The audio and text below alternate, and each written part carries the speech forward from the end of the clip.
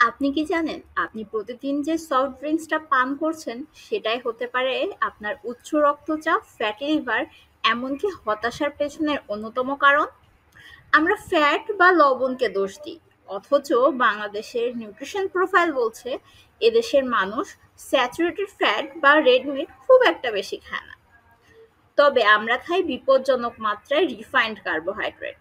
আরও ভয়ঙ্কর ব্যাপার হলো, সারা দেশে শহর থেকে গ্রাম পর্যন্ত জনপ্রিয় হয়ে উঠছে তথাকথিত এনার্জি ড্রিঙ্কস আর সফট ড্রিঙ্কস। এই পানীয়গুলো শুধু শরীরের জন্য খারাপ তাই নয়, এরা অ্যাডিকটিভও। হ্যাঁ, এগুলোতে এমন উপাদান থাকে যা আমাদের মস্তিষ্কে ডোপামিন রিলিজ ঘটায়, নেশার মতো টান তৈরি করে। ফলে একবার খেলে বারবার খেতে ইচ্ছে করে, আর না খেলেই মন খারাপ লাগে। আপনি কি ভাবছেন, কেন এত বড় কোম্পানিগুলো কোটি কোটি টাকা খরচ করে প্রমাণ করতে চায় যে তাদের প্রোডাক্ট ক্ষতিকর নয়? কারণ তারা জানে একবার যদি অভ্যাসটা করে ফেলেন তাহলে আপনি আর ছাড়তে পারবেন না। এইসব কর্পোরেট মিডিয়া আপনাকে স্বাস্থ্যবান করার জন্য নয়, বিজ্ঞাপন দেখিয়ে লাভ করার জন্য কাজ করে।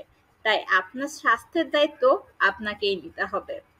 সফট ড্রিঙ্কস নয়, পানি খান, ফলের রস খান, শরীরকে ভালোবাসুন।